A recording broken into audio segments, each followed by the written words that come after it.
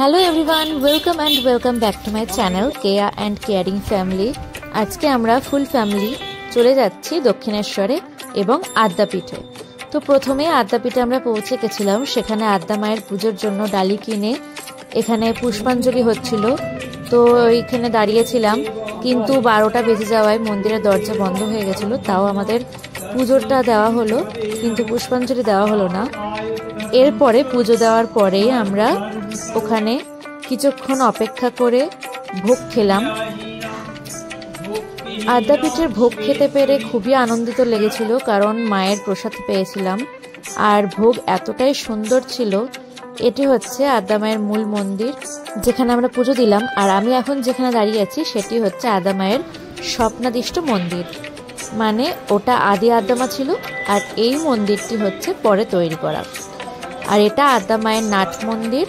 এই নাট মন্দির থেকে যে মন্দিরটি স্বপ্নাদিষ্ট মন্দির, এটি খুব সুন্দরভাবে দেখা যায়। এই স্বপ্নাদিষ্ট মন্দিরে কারোর প্রবেশাধিকার থাকে না, তো এই নাট মন্দির থেকে দেখতে হয়।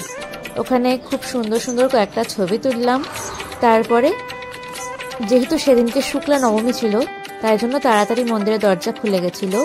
এটি আদ্যা মায়ের মন্দিরের পাশে একটি শিব মন্দির। তো এরকম বিশেষ তিথিতে মন্দির 3টের সময় খোলে, 12টার সময় বন্ধ হয়, নইলে অন্য সময় মন্দির 6টার সময় খোলে আদ্যাপীঠে। তো ভোগ খেলাম, ভোগের প্রাইস ছিল 80 রুপিস। তো তোমরাও ভোগ খেতে পারবে। এটি আদ্যা মায়ের যখন মন্দিরের দরজা খুললো 3টের সময়, তখনকার ভিডিও।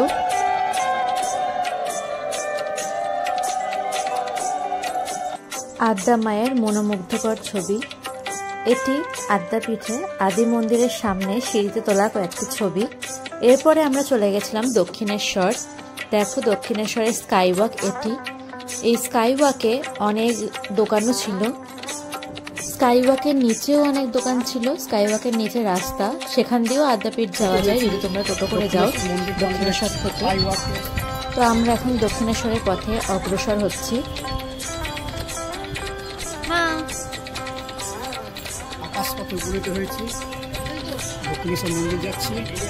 মন্দিরের ভেতরে ফোন অ্যালাউ নয় বলে মন্দিরের কোনো রকম ছবি তুলতে পারিনি, তাই এটা একটি মিনি ভ্লগই হলো। এটি স্কাইওয়াক থেকে নামার পরেই দক্ষিণেশ্বরের মন্দিরের মূল গেটটি। এখানে খুব সুন্দর একটি জায়গা আছে, যেখান থেকে দক্ষিণেশ্বরের মন্দির খুব ভালোভাবে দেখা যায়। এই যেখানে আমরা দাঁড়িয়ে আছি, এটির বাঁ দিক দিয়ে এখানে যাওয়া যায়। অনেক হনুমান বসেছিল ওখানে। তো যাই হোক, যে জায়গার কথা বলছিলাম সেটি এমন একটি জায়গা, সেখান থেকে দক্ষিণেশ্বরের মন্দিরে খুব সুন্দর একটি ভিউ পাওয়া যায়।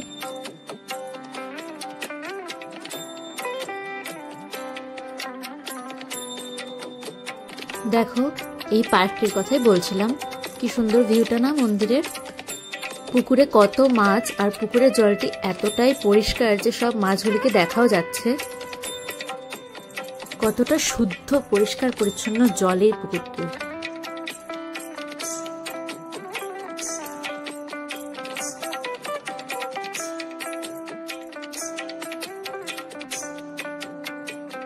রানী রাসমণির মূর্তি। এটি হলো দক্ষিণেশ্বরে ঠাকুর শ্রীরামকৃষ্ণ যে ঘরটিতে থাকতেন, সেই ঘরটির ছবি। দেখো, একদিকে গঙ্গা, একদিকে ঠাকুর শ্রীরামকৃষ্ণের ঘর, একদিকে শিব মন্দির, মা ভবতারিণীর মন্দির, আর এটি হলো মা শারদার একটি মন্দির, আর সামনের দিকে পঞ্চবটী বন।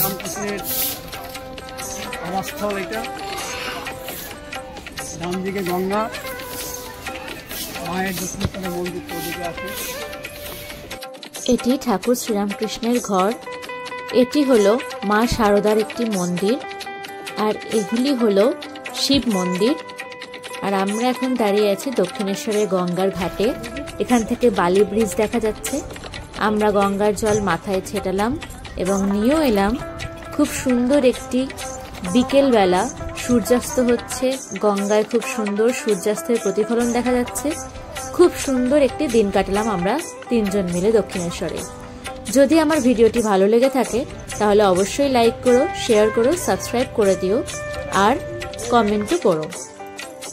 এটি দক্ষিণেশ্বরে গঙ্গার ঘাট থেকে মায়ের মন্দির, বালি ব্রিজ। খুবই সুন্দর একটি দিন কাটালাম। এত সুন্দর একটি ভক্তিভাব, শান্তি মায়ের মন্দিরে গেলে জাগে না, খুব ভালো লাগে। দেখো গঙ্গার ঘাটটা কি সুন্দর সাজানো গোছানো। আমরা তিনজনে পুজো দেওয়ার পর দক্ষিণেশ্বর থেকে বাসে করে বা গঙ্গা পেরিয়েও বেলুড় মঠ যাওয়া যায়, কিন্তু সেদিনকে আমরা যাইনি, আমরা অন্য একদিন যাব সেখানে। কেমন ঘুরলে মা দক্ষিণেশ্বর?